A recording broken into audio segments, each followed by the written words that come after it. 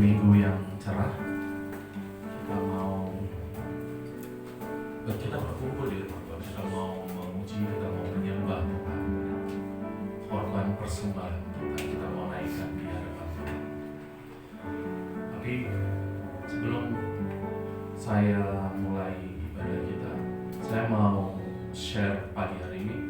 Tadi pagi saya dengar waktu kita pagi-pagi suka dengar lagu rohani.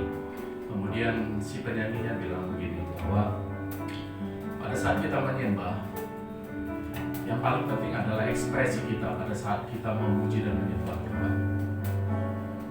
Misalnya contohnya gitu, ada orang yang diam saja,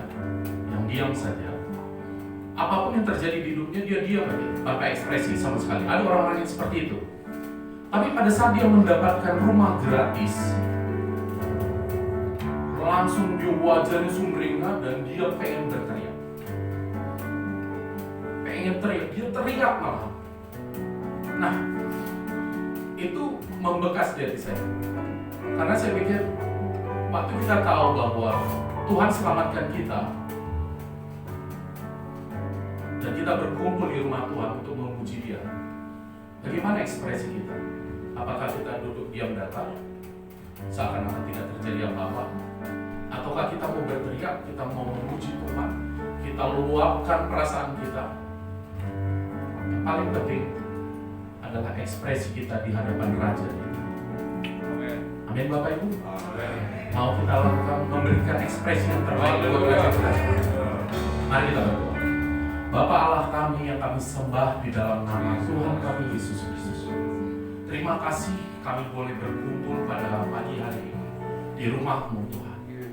Kami mau bersekutu dengan Engkau. Kami mau bertemu muka dengan Engkau. Kami mau mencari wajah, mencari Engkau. Dan kami mau mencari kerajaan-Mu Tuhan. Hadirlah Tuhan, jamah setiap hati kami yang di sini. Jamah setiap hati kami di sini. Nyatakan kehadiran-Mu Tuhan. Nyatakan kehadiran-Mu.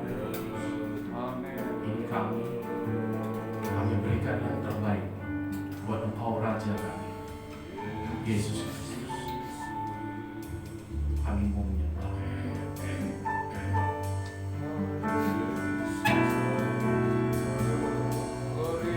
Terima kasih.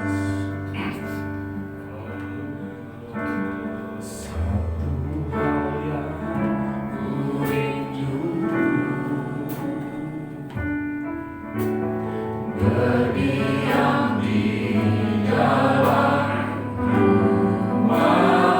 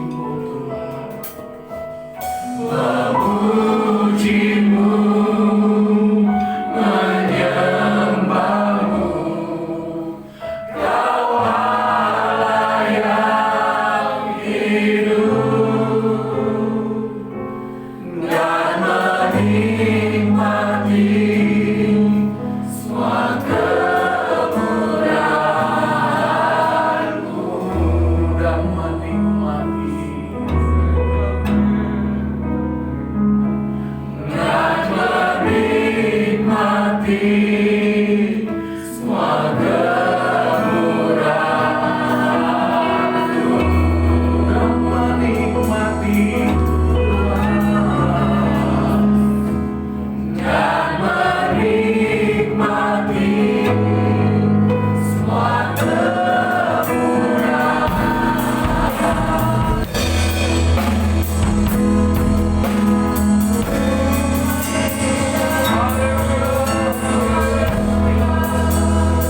terima kasih Yesus. Ini kami di hadapan-Mu ya Allah. Ini kami di hadapan-Mu. Kami rindu untuk berdiam di rumah. Kami rindu untuk ada di rumah setiap hari, dekat dengan hati-Mu ya Allah. Merasakan hubungan dengan Dulu Tuhan. Kembali ke kasih yang dulu Tuhan, kasih mula-mula Yesus. Kami rindukan Engkau Tuhan. Terima kasih Yesus, terima kasih. Terima kasih. Terima kasih.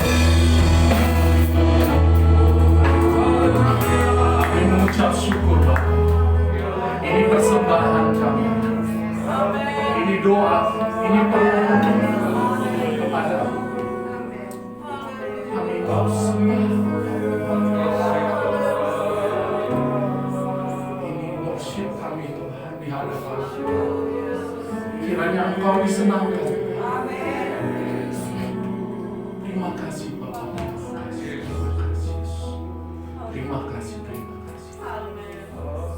Terima kasih Yesus. Terima kasih.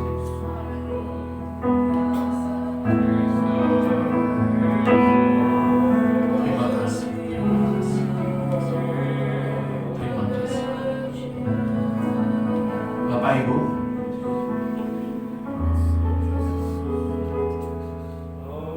saya mau kesaksian sedikit. Saya lahir dan besar di keluarga Katolik yang sangat taat.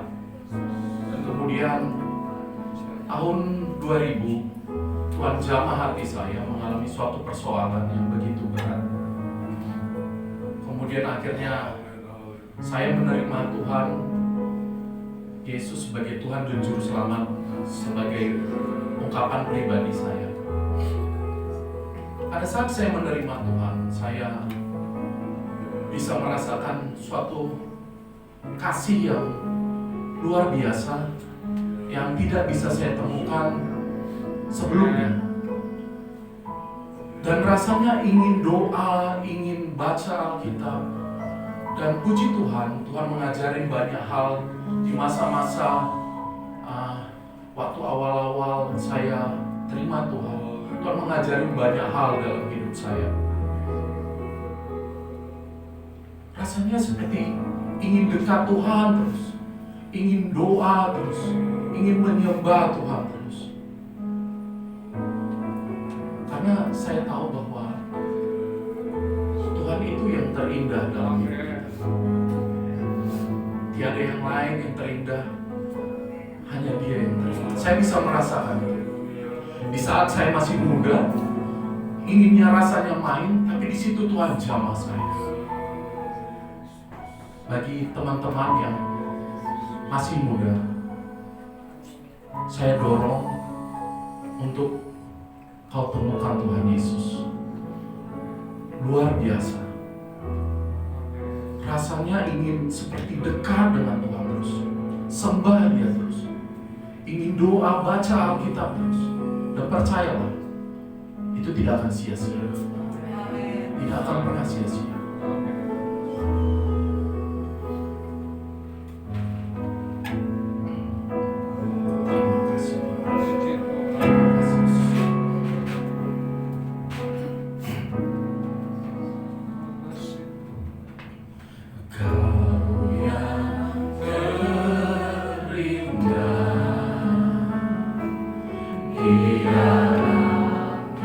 Hidup ini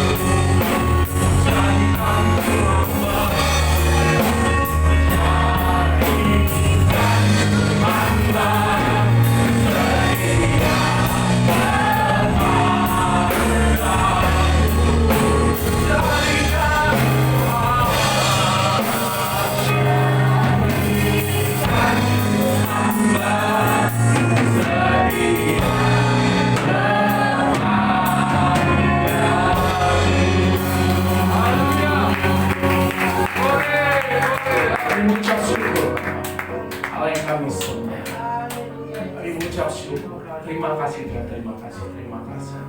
Ini doa dan persembahan kami naikkan kepada-Mu hanya di dalam nama Tuhan kami Yesus Kristus. Terima kasih Tuhan, terima kasih. Terima kasih. Terima kasih. Silakan Bapak Ibu untuk duduk. Saya persilakan. hadirat Tuhan. Terima kasih Yesus, terima kasih. Terima kasih. Terima kasih Yesus. Terima kasih. Terima kasih.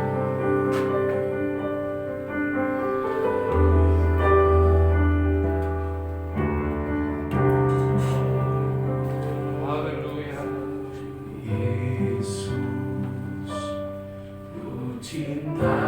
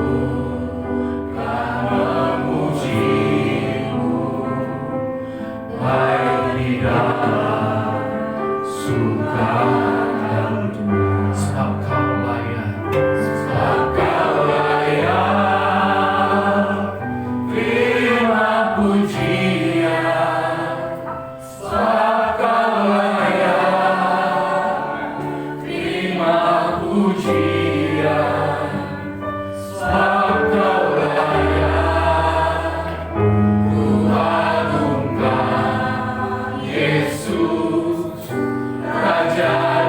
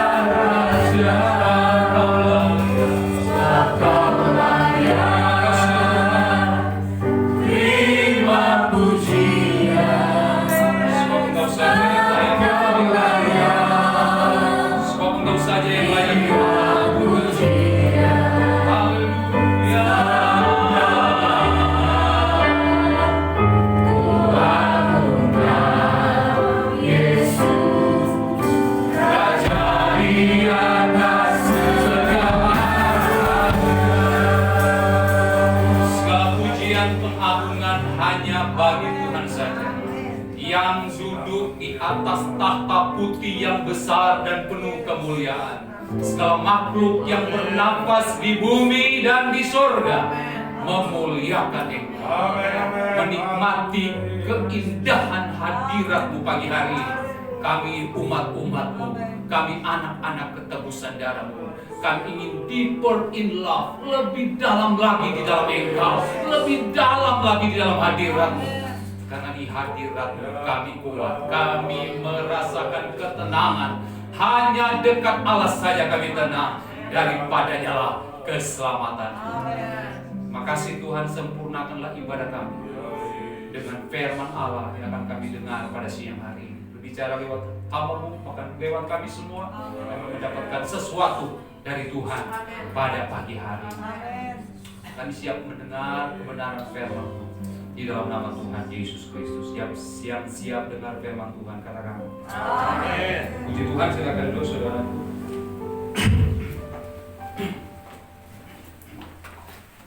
Salam sejahtera di dalam kasih Tuhan Yesus Kristus. Haleluya. Puji Tuhan.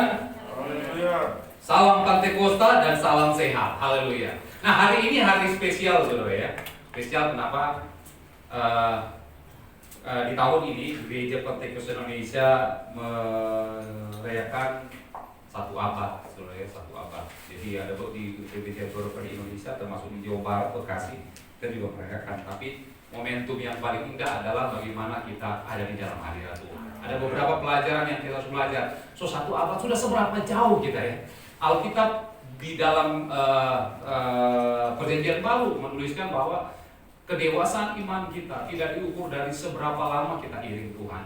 Bahkan Alkitab sendiri bilang bahwa ditinjau dari sudut waktu, kamu sudah harus jadi pengajar. Tapi faktanya kamu masih kanak-kanak, kata Alkitab, ya kan? Nah, tapi di sini kita belajar bahwa 100 tahun GPDI, saudara. Dan saya percaya di tempat ini kita bersama dengan Bapak Gembala, Ibu Gembala di tempat ini, Jemaat GPDI Philadelphia, saudara ada sampai hari ini cuma karena anugerah Tuhan. Amin, saudara. Saya percaya setiap firman Tuhan yang disampaikan di mimbar ini, ya, setiap doa persekutuan doa saudara tidak sia-sia. Semua akan terus mengalami pertumbuhan yang secara dinamis. Karena ketika Tuhan datang, Dia tidak akan menjemput gereja yang masih kanak-kanak, tapi Dia menjemput gereja yang sudah dewasa. Dan salah satu indikatornya adalah gereja yang dewasa adalah gereja atau anak Tuhan yang memiliki hati yang suka menyembah Tuhan. Siang hari, pagi hari ini kita boleh merasakan menikmati hadirat Tuhan. Puji Tuhan. Terima kasih buat Bapak Gembala yang kembali mempercayakan saya untuk melayani firman Tuhan. Dan tema yang diambil pagi hari ini adalah kasih yang bulan-bulan. Haleluya, puji Tuhan. Kita buka saja dalam Wahyu pasal 2 ayat 1 sampai ayat 5. Kita berdiri semua untuk baca firman Tuhan ini. Wahyu pasal 2 ayat yang pertama sampai ayatnya yang kelima. Haleluya, puji Tuhan. Saya akan baca dan kemudian saudara akan melihat di Alkitab di tangan saudara. Ini satu penglihatan yang dilihat oleh Rasul Yohanes di Pulau Patmos. Dari sekian ada berapa jemaat, ada 7 jemaat, dan salah satunya yang pertama adalah jemaat yang ada di Efesus. Ayat yang kedua, tuliskanlah, ayat pertama, pasal 2 ayat pertama, tuliskanlah kepada malaikat jemaat di Efesus. Inilah firman dari Dia yang memegang ke7 bintang itu di tangan kanannya dan berjalan di antara ke7 kaki Dia emas itu. Aku tahu segala pekerjaanmu, baik jeripayamu maupun ketekunanmu. Aku tahu bahwa engkau tidak dapat sabar terhadap orang-orang jahat, bahwa engkau telah mencobai mereka yang menyebut dirinya rasul, tetapi yang sebenarnya tidak demikian, bahwa engkau telah mendapati mereka pendusta, dan engkau tetap sabar dan menderita oleh karena namaku, dan engkau tidak mengenal lelah. Ayat 4, namun demikian aku mencela engkau, karena engkau telah meninggalkan kasihmu yang semula. Sebab itu, ingatlah betapa dalamnya engkau telah jatuh, bertobatlah dan lakukanlah apa yang semula engkau lakukan. Jika tidak demikian, aku akan datang kepadamu dan aku akan mengambil kehidupanmu dari tempatnya jikalau engkau tidak bertobat. Puji Tuhan. Silakan duduk saudara. Nah, saudara-saudara, firman Tuhan ini termasuk firman Tuhan yang keras ya kepada jemaat yang ada di Efesus. Saudara-saudara. Ada 7 silang jemaat yang dapat surat dari Tuhan lewat Rasul Yohanes. Semua adalah berbicara tentang pesan Tuhan yang sampai hari ini firman Tuhan tetap up to date dengan kita, tetap konteks dengan hidup kita. Nah, saudara, di Alkitab Kejadian sampai Wahyu Anda tidak akan menemukan kukasih mula-mula selain di kitab Wahyu pasal 2. Nah, berbicara tentang jemaat Efesus. Jemaat Efesus adalah jemaat yang sudah lihat saudara ya, tidak bisa dipungkiri ayatnya yang kedua, Tuhan loh. Tuhan yang memuji prestasi. Ya, Tuhan sendiri yang memuji prestasi jemaat Efesus. Anda lihat saudara, aku tahu segala pekerjaanmu. Jadi mereka bekerja dalam pelayanan, jeripayamu, ya, bahkan ketekunan. Luar biasa ya, jemaat Efesus memiliki hal ini. Aku tahu bahwa engkau tidak dapat sabar terhadap orang jahat, ya. Dan kemudian apa? Engkau yang telah mencobai mereka yang menyebut dirinya rasul, tapi yang sebenarnya tidak demikian. Bahwa engkau telah mendapati mereka pendusta, ya. Ada banyak rasul-rasul yang bukan dari Tuhan. Ketika masuk di pelayanan jemaat Efesus, mereka langsung tahu bahwa itu bukan rasul dari Tuhan, bukan utusan Tuhan, karena menyimpang dari Injil, saudara. Dan kemudian engkau tidak sabar menderita oleh karena namaku, ya. Mereka menderita. Penderitaan yang mereka alami di kota Efesus. Kota Efesus pada zaman rasul-rasul adalah merupakan kota pelabuhan seperti di Tanjung Priuk, saudara. Kota maju, saudara. Sehingga peradaban sana sangat tinggi, teknologi, perdagangan, industri maju sekali. Dan tidak heran juga di sana dosa berkembang besar, seperti kurang lebih di kota Jakarta, saudara ya. Tapi di sana ada anak-anak Tuhan. Nah, inilah jemaat Efesus, saudara ya. Jadi mereka awalnya dipuji oleh Tuhan. Mereka memiliki ketekunan. Mereka memiliki semangat dalam berjeri lelah pekerjaan Tuhan. Banyak ya, tidak usah diuraikan di sini, saudara-saudara. Dan kemudian Tuhan sendiri yang bilang bahwa mereka menderita oleh karena nama Tuhan. Jadi mereka pikul salib, mereka dikucilkan, mungkin mereka ditangkap dan dianiaya, saudara. Nah, kita melihat bahwa ini hal luar biasa yang dimiliki oleh jemaat Efesus. Tapi persoalannya ada di ayat 4. Kenapa ada ayat 4, saudara ya? Kenapa ada ayat 4? Ya, kemudian demikian aku mencela engkau karena engkau telah meninggalkan kasihmu yang semula. Jadi the big problem ada di ayat 4. Masalahnya adalah engkau telah meninggalkan kasihmu yang semula. Ada murid di sekolah Alkitab, saya pernah bertanya di ruang kelas dan saya tanya, apa itu kasih yang semula? Nggak ada yang bisa, pokoknya kasih no. Dia apa itu kasih yang semula, itu apa sebenarnya? Kalau Anda baca dalam terjemahan King James Version atau apa ya, NIV, New International Version, Anda punya baca di Android ada ya. Itu ditulis dengan kata first love. Jadi itu kasih mula-mula first love. Ini lebih kepada muda-mudi atau pengantin baru, saudara ya. First love, saudara ya. Di sana kita akan melihat bahwa yang Tuhan maksudkan di sini, yang firman Tuhan maksudkan di sini apa sebenarnya bagi jemaat Efesus. Nah, ada dua hal yang telah ditinggalkan atau berkurang, tereduksi oleh situasi saat itu, atau fokus mereka salah fokus, sehingga ada dua hal yang pada intinya yang ada di jemaat Efesus yang Tuhan mau kembalikan. Tuhan mau restore lagi, Tuhan mau pulihkan, atau bahasa Alkitab di sini kasih yang semula atau kasih yang mula-mula. Yang pertama adalah kasih persaudaraan, dan yang kedua adalah kasih kepada Allah. Nah, pertama kasih persaudaraan di sini, saudara-saudara, tidak ditulis di Alkitab sini, tapi saudara akan ketemukan di dalam kisah para rasul, saudara. Jadi mereka karena saking mereka giat dalam pelayanan pekerjaan Tuhan lewat pelayanan Rasul Paulus ya. Efesus adalah jemaat yang dilihatkan Rasul Paulus. Nah, sudah ditulis di sana bahwa mereka ketekunan hebat, bekerja keras, ya, melayani Tuhan. Wah, luar biasa jemaat GBD Philadelphia tidak usah dibilang lagi kalau support dan antusias dalam pekerjaan Tuhan di tempat ini, saudara. Tapi ada satu hal, saudara. Kata mencela di sini bahwa aku mencela di sana. Tuhan bilang bahwa tapi aku mencela engkau di ayat yang kelima. Nah, rupanya di antara mereka kata mencela ini muncul karena rupanya beberapa di antara jemaat Efesus itu sudah mulai mengalami kesombongan rohani. Jadi saking giatnya dalam pekerjaan Tuhan, wah, udah egonya mulai muncul, saudara ya. Ada banyak gereja-gereja yang besar, ada problematika yang muncul, saudara ya.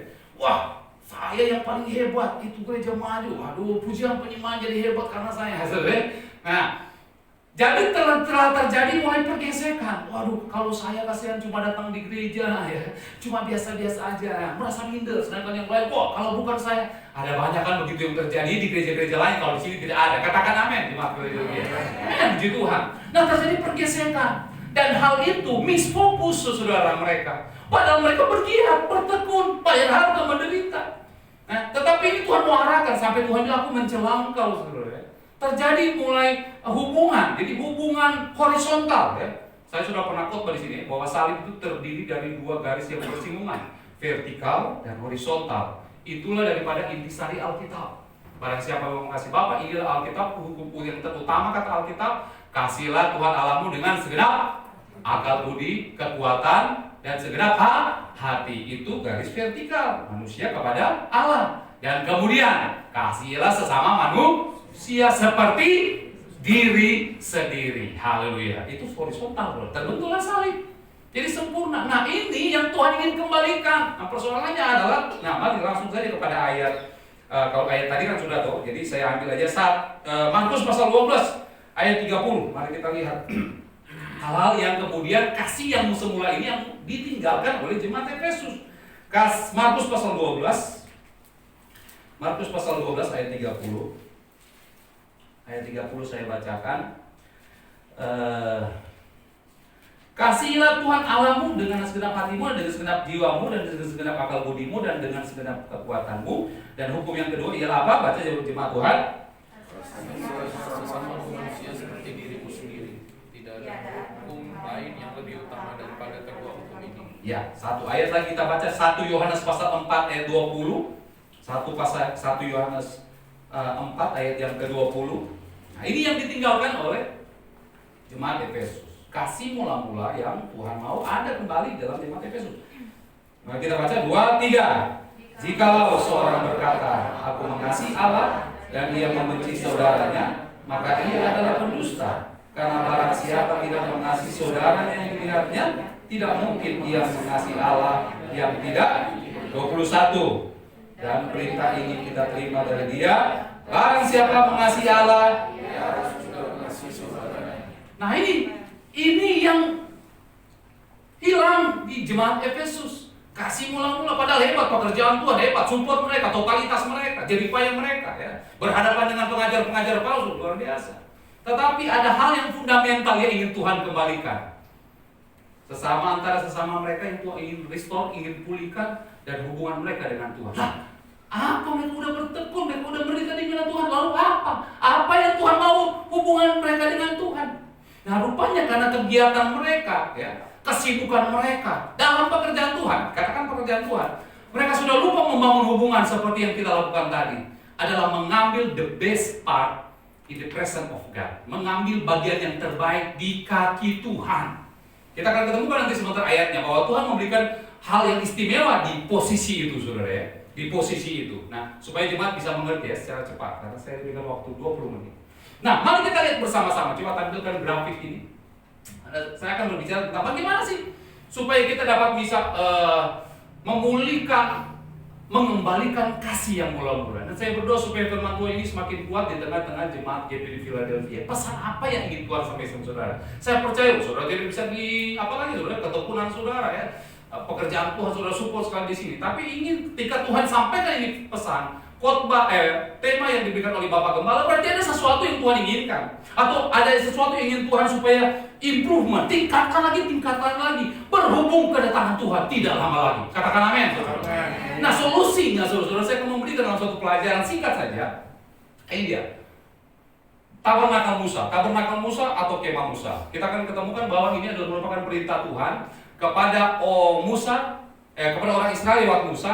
Ketika mereka bereksodus dari Mesir selama 430 tahun dalam penjajahan di bangsa Mesir dan keluar, dan perjalanan mereka kurang lebih 2 minggu tapi hanya jadi 40 tahun, media mereka gereja ya, tempat mereka beribadah di sini saudara.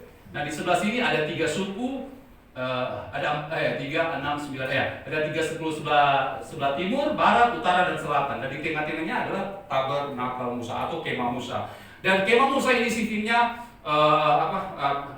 bongkar pasang, knockdown, bongkar pasang, saudara ya. belum permanen. Nah, tapi saya kan tidak mau bicara tentang bagaimana tentang secara dalam karena ini banyak hal ya. Tapi saya akan fokus tentang perkakas yang ada di dalam ini. Dan ini akan menjadi solusi salah satu apa yang ingin Tuhan supaya Tuhan kembalikan kita kepada kasih yang mula-mula. Dan kita akan ketemukan apa yang ingin Tuhan bawa. Mari sama-sama jemaat Tuhan.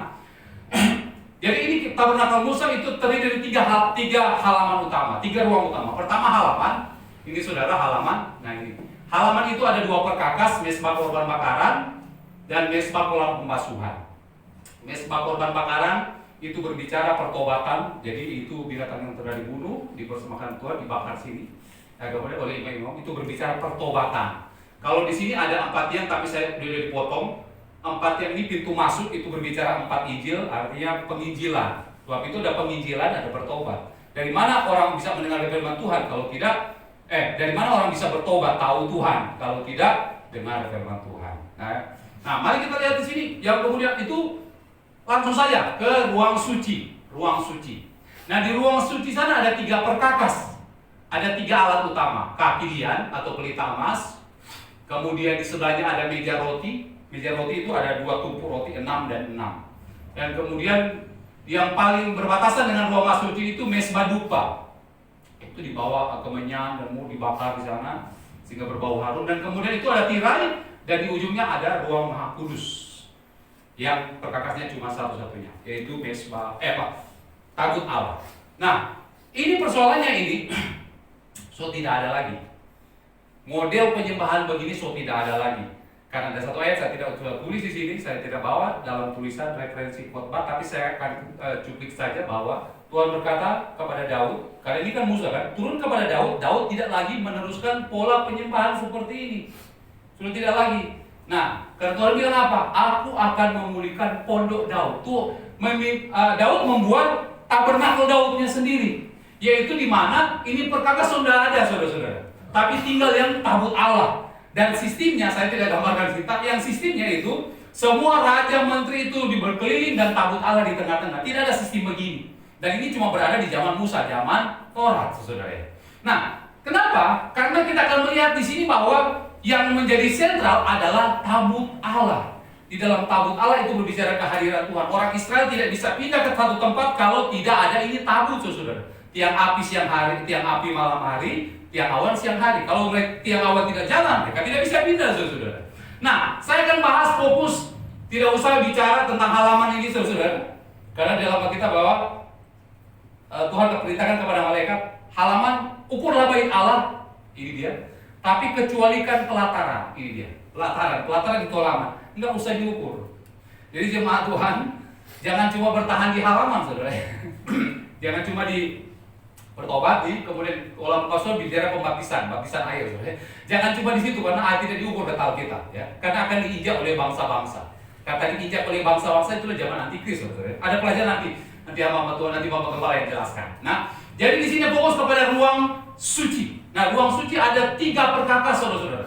Kita belum ada di tabut Allah, di ruang maha suci belum. Kapan itu terjadi? Ketika kita bersama-sama dengan Tuhan di sorga yang kekal selama-lamanya. Kita akan berdiri di hadapan tahta Allah. Itu nanti di ruang maha suci. Jadi kalau ada pelajaran ruang maha suci ada di dunia, salah, saudara ya. Keliru. GPD mengajarkan ruang maha suci nanti kita bersama-sama di Yerusalem baru. Kita berada di hadapan tahta Allah. Sama-sama, saudara.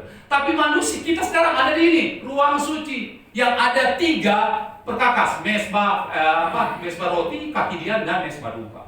Oke, secara berurut saya bahas ya. Pertama dari inilah yang harus kita miliki. Kita harus memiliki 3 kepenuhan rohani yang harus kita miliki agar kasih mula-mula kita di-restore, dipulihkan oleh Tuhan. Sehingga, waduh saudara ya, dalam bahasa yang bahasa asli Alkitab juga saya menemukan bahwa the first love ini passion of love, ya. Gairah, semangat. Bagaimana sih kalau masih mula-mula, ya kan? Bapak Gembala sama Ibu Gembala masih mula-mula, ya bagaimana kan? Bagaimana saudara ya? Ya bagaimana? Ada semangat. Waduh, nggak bisa kalau nggak ketemu ya.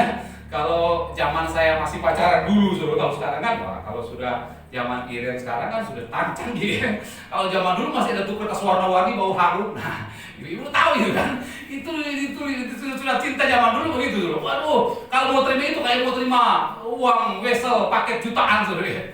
Nah, Iya, benar. Nah itu generasi ini nggak ngerti itu ya. Surat warna-warni ya, terus harum gitu. Itu zaman dulu. Kalau ini nggak tahu, tanya ke Bapak Saudara. Tanya ke Mama, bagaimana itu? Ini bangun kamu, kenapa itu dia? Ada passion, ada semangat, ada gairah. Nah itu yang lost di jemaat Efesus. Itu yang hilang. Mereka setelah terdistract dengan semangat, dia pekerjaan apa segala macam. Tapi mereka telah misi. Nah oleh sebab itu, Tuhan mau itu ada di jemaat Tuhan.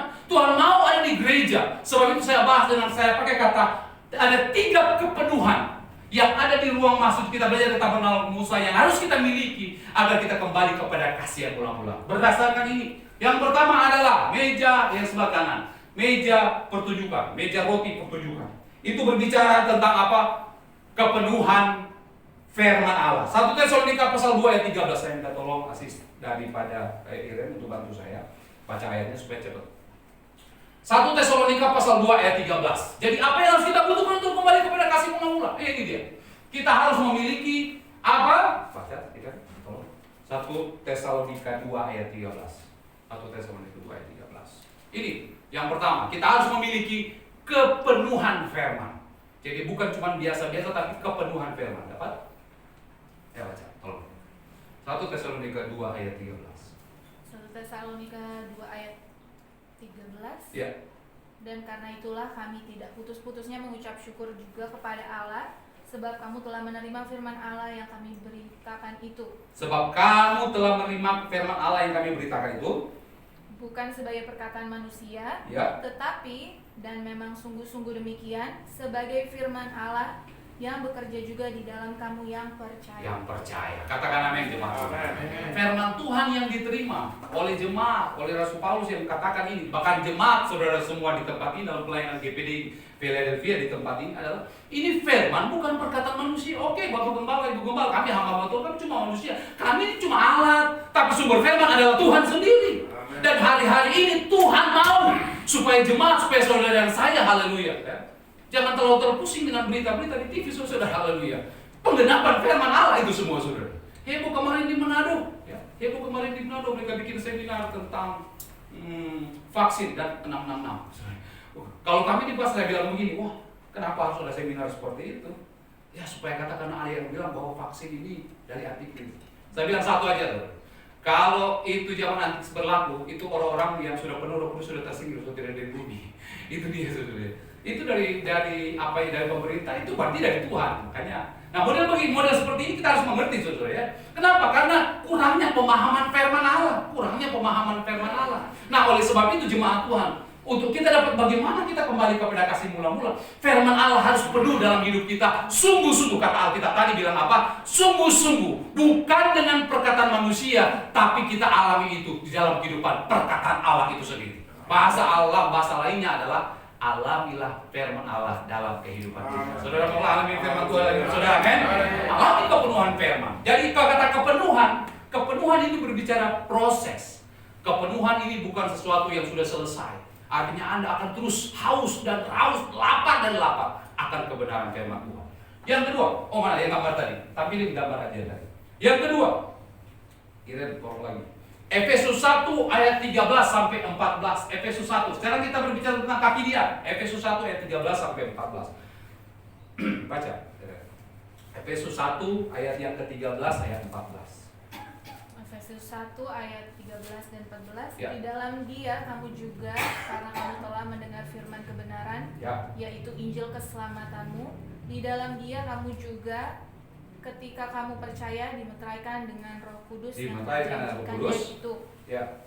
Dan Roh Kudus itu adalah jaminan bagian kita sampai kita memperoleh seluruhnya, yaitu penebusan yang menjadikan kita milik Allah untuk memuji kemuliaan-Nya. Roh Kudus ketika saudara percaya telah termeterai dalam hidup saudara. Berarti saya percaya bahwa kita sudah percaya dalam Yesus Kristus, ada Roh Kudus, saudara. Katakan amin. Sebab itu kita bilang jangan mendustakan Roh Kudus Allah yang telah memeteraikan kita menjelang hari penyelamatan. Nah, hari-hari ini saudara jaga hubungan dengan Tuhan. Yang ini yang Tuhan mau, yaitu adalah apa? Kepenuhan Roh Kudus. Tadi pertama kepenuhan firman, yang kedua adalah kepenuhan Roh Kudus. Orang yang orang percaya ya, jemaat Tuhan, anak Tuhan yang hidupnya membuka diri untuk terus dipenuhkan dengan Roh Kudus, untuk terus dipenuhkan dengan pengurapan-pengurapan Tuhan, sehingga dia akan mengalami semangat yang luar biasa. Salah satu indikator jemaat yang mulai kehilangan kasih mula-mula, suruh tidak bersemangat, berdoa, beribadah. Kenapa? Minyak kurang. Ya. Minyak sudah berkurang, sehingga semangatnya sudah kurang membakar. Semangat dalam berdoa, memuji, menyembah Tuhan, dalam praise and worship itu bukan cuma hanya pujian, saudara. Makanya tadi kalau saudara lihat, kok nggak ada puji-pujian? Ya. Dalam bahasa Ibrani ada dua model dalam memuji Tuhan, ya, tiada dan toda, ya kan? Pujian, makanya adalah pelajaran praise and worship. Saya ngajar praise and worship juga. Jadi kalau bahasanya begini, kalau praise itu, pujian itu membawa orang untuk masuk ke dalam hadirat Tuhan. Sedangkan penyembahan itu, worship song itu, seperti tadi saudara, itu membawa jiwa dan roh kita makin mendekat di dalam Tuhan, makin dalam di dalam hadirat Tuhan. Sebab itu jarang orang dapat bisa menangis atau bisa merasakan hadirat Allah yang luar biasa ketika lagu puji-pujian. Jarang kan? Walaupun ada kejadian bahwa luar biasa ya, Paulus dan Silas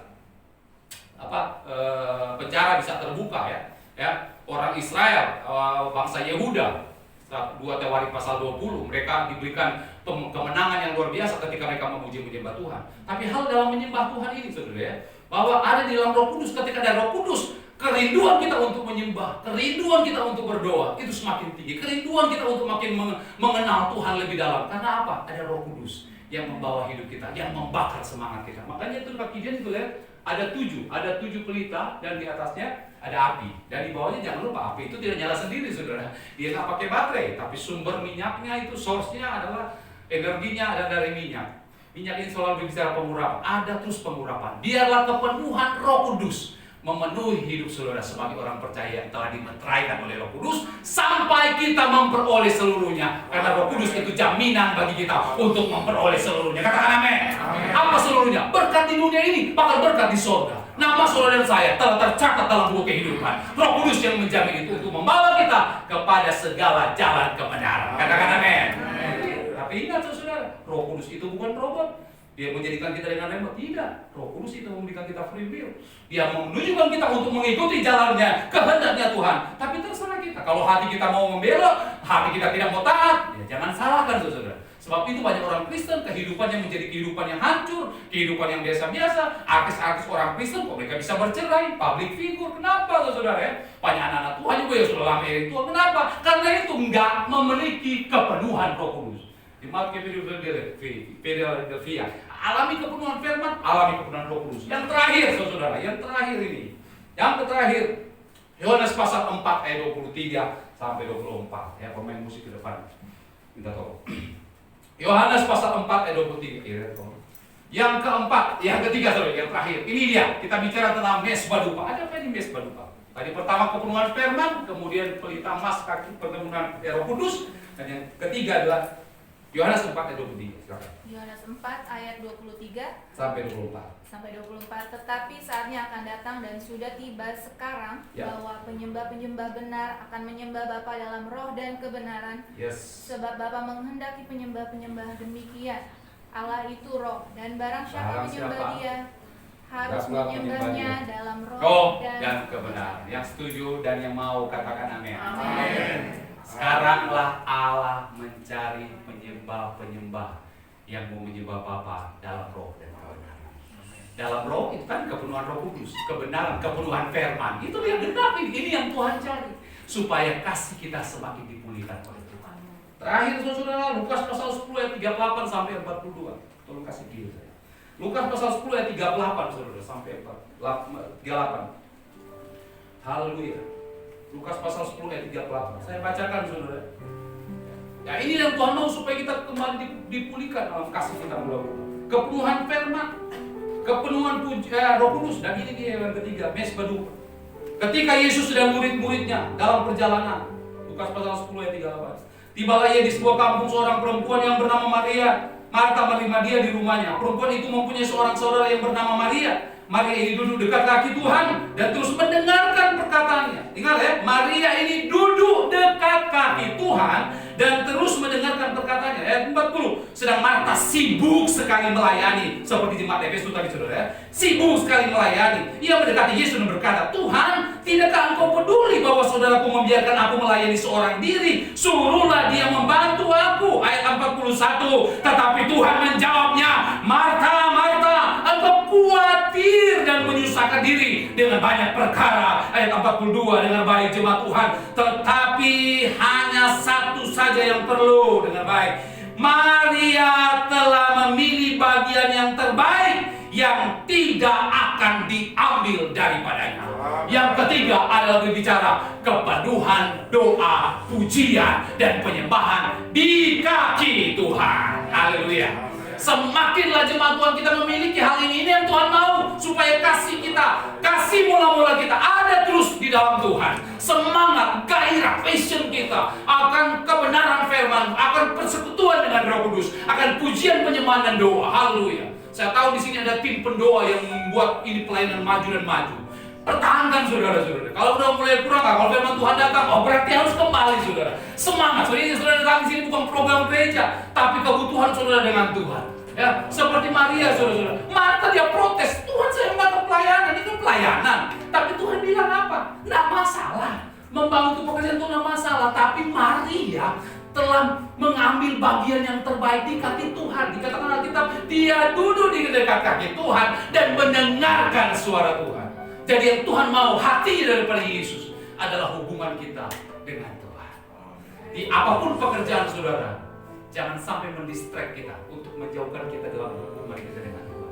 Itu dia, doa, pujian, dan penyembahan. Haleluya. Semakin kita makin mendekat dengan Tuhan. Beriku hati untuk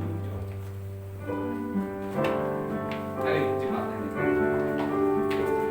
Kita meminta kepada Tuhan agar kasih yang mulai dipulihkan oleh Tuhan. Tuhan memberikan kita hati yang menyembah. Haleluya. Nyanyikan. Beriku hati. Haleluya. Untuk menyembah. Beriku hati. Beriku hati. Doa kepada Tuhan agar kasih mula-mula kita disegarkan, dikairahkan kembali. Kita meminta kepada Tuhan untuk memberi kita hati untuk mengasihi. Beriku hati memujimu dan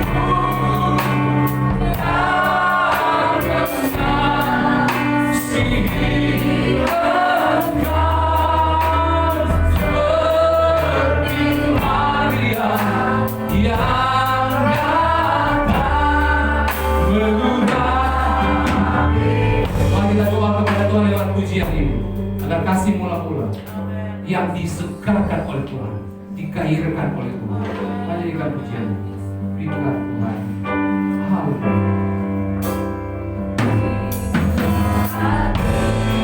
Haleluya, puji Tuhan.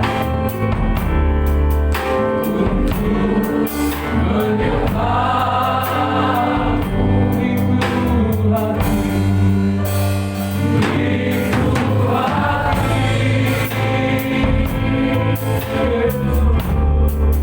untuk mengasihi. Mari sama-sama beriku hati.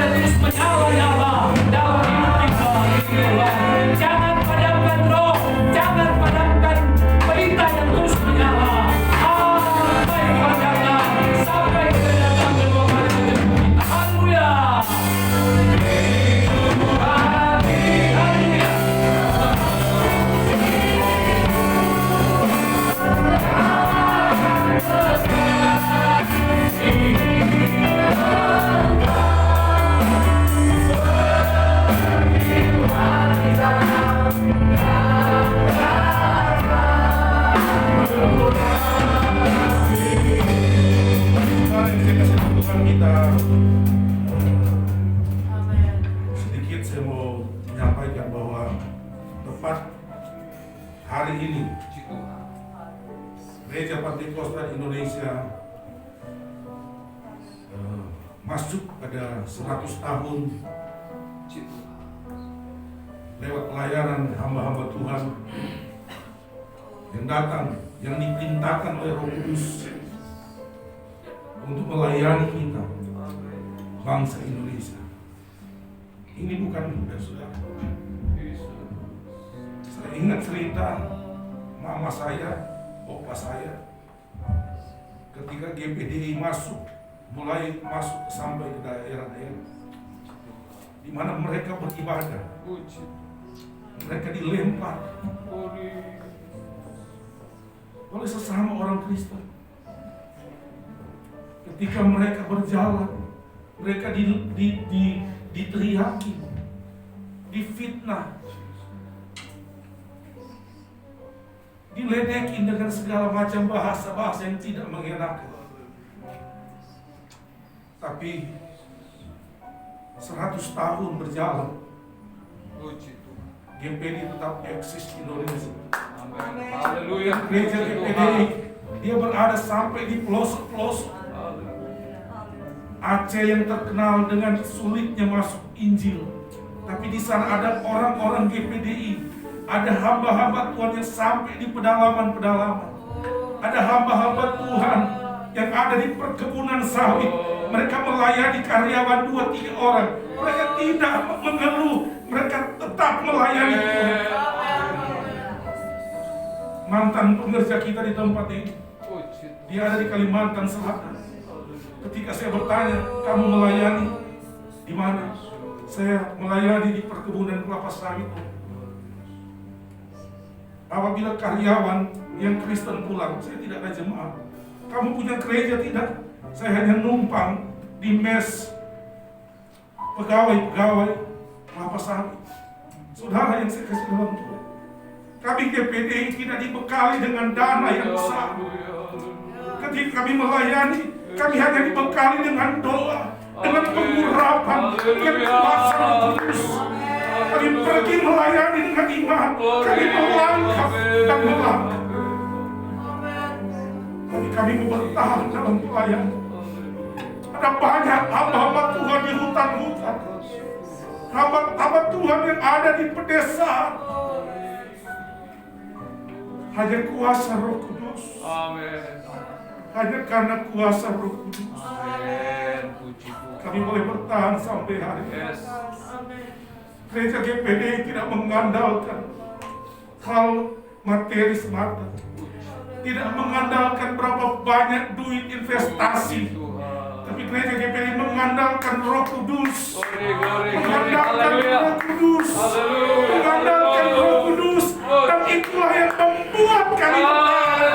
Dan karena itu jemaat Tuhan, andalkan Roh Kudus. Andalkan selalu Roh Kudus. Saudara harus dipenuhkan dengan Roh Kudus. Karena hanya itu yang akan membuat saudara bertahan. Hanya itu yang akan membuat saudara bertahan di tengah-tengah dunia yang makin hari makin menuju pada kehancuran. Segala kesukaran sementara terjadi. Penuhlah saudara dengan firman dan Roh Kudus. Yes. Haleluya, haleluya. Haleluya, haleluya.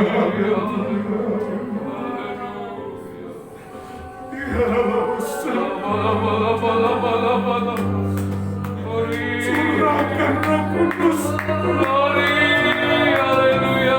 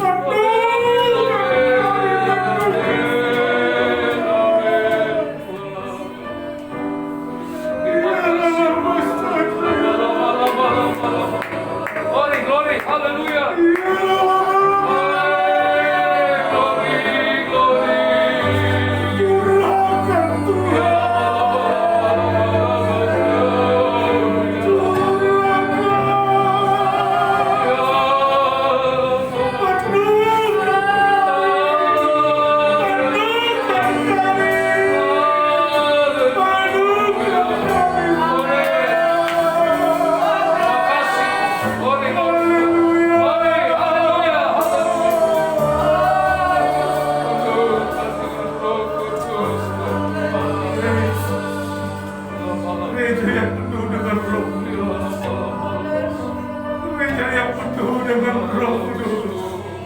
Dia akan tahan terhadap aniaya. Gereja yang penuh dengan Roh Kudus. Dia akan tahan di tengah-tengah kesukaran.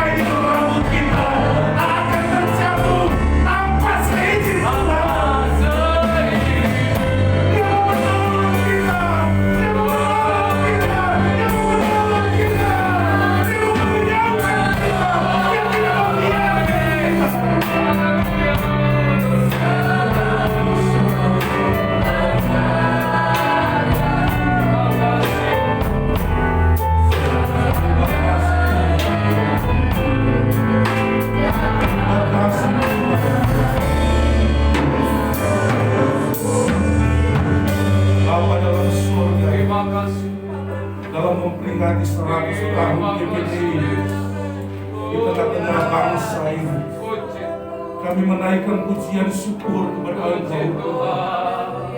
Kami amenkan apabila ada firman dan Roh Kudus, apabila gereja ada firman dan Roh Kudus, dia akan tetap terus berkembang, terus maju, terus bertahan.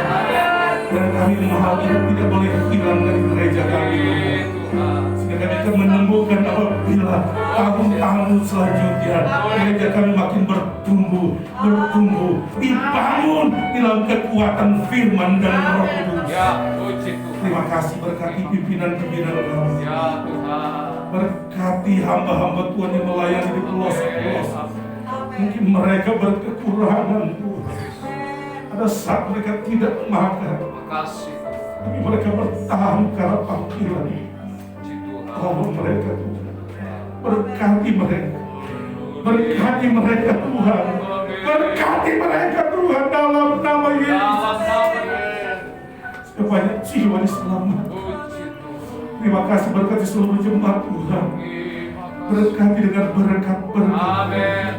Waktu mereka mengalami olokan, fitnah dan lain sebagainya, tapi Tuhan menolong mereka, berkati mereka, sehingga mereka bertahan dalam iman, percaya kepada Engkau, ya Tuhan. Jemaat Tuhan di tempat ini Kau berkati, nyatakan kuasa-Mu, berkat-Mu, Tuhan, sehingga hari-hari akan datang dan menjadi orang percaya yang kuat di dalam Engkau, Tuhan. Hamba-hamba-Mu yang sudah melayani pagi hari ini, Kau berkati mereka dalam nama Yesus. Pakai dengan heran, pakai dengan Yesus. Berkati Pak John keluarga, pada minggu yang lalu Tuhan, adik dari Pak John, Tuhan boleh panggil pulang menghadap rumah Tuhan, menghadap Engkau. Tuhan tolong, secara manusia pasti kehilangan, pasti ada duka, tapi kami percaya Tuhan, adik Pak John adalah jemaat yang setia yang takut akan Tuhan. Pasti dia telah bersama dengan Engkau, Tuhan. bersama di Firdaus-Mu Tuhan, di dalam kekekalan. Amin. Satu saat kami akan menuju ke sana Tuhan, itu kerinduan kami, dan kami akan berjumpa dalam kemuliaan. Tuhan, terima kasih banyak Bapa dalam surga. Sepanjang minggu yang berjalan Tuhan, berkati kami Tuhan, tolong jadikan semuanya sukses dalam pemilu Tuhan. Jauhkan segala mara bahaya, kecelakaan, jauhkan sakit penyakit, bahkan Bu Benyamin dalam nama Yesus, jamah dia sembuhkan dia dari segala sakit penyakit yang ada, jemaat-jemaat yang lain Tuhan, jamah dan sembuhkan dari segala penyakit yang ada. Terpuji nama-Mu ya Bapa dalam surga. Jemaat-jemaat Tuhan, pada besok hari ada beberapa yang akan mengikuti vaksin. Tuhan tolong supaya Tuhan tidak berdampak negatif dalam tubuh mereka. Tuhan, mereka terbangun kekebalan dalam tubuh mereka. Bahkan kami sekalian jemaat Tuhan yang ada, pada suatu saat kami divaksin, maka kami pun diberkati. Jadi kami boleh giat lagi dalam ibadah, giat lagi berkumpul dengan bebas untuk memuji, membesarkan nama-Mu Tuhan. Terpuji nama-Mu Tuhan. Berkati setiap persembahan jemaat Tuhan. Oh Tuhan, tolong dari tempat yang mati itu berkati apa yang mereka berikan semua untuk kemuliaan nama Tuhan saja. Dalam nama Tuhan Yesus kami berdoa. Mari kasih dalam Tuhan, angkatlah tangan. Terimalah berkat dan anugerah daripada Allah Bapa, cinta kasih dalam Tuhan Yesus, persekutuan kekuatan damai sejahtera Roh Kudus, kiranya memberkati kita mulai hari ini sampai Dia datang pada kali yang kedua. Terimalah berkat Tuhan di dalam nama Tuhan Yesus Kristus. Haleluya. Amin. Puji Tuhan. Selamat siang saudara.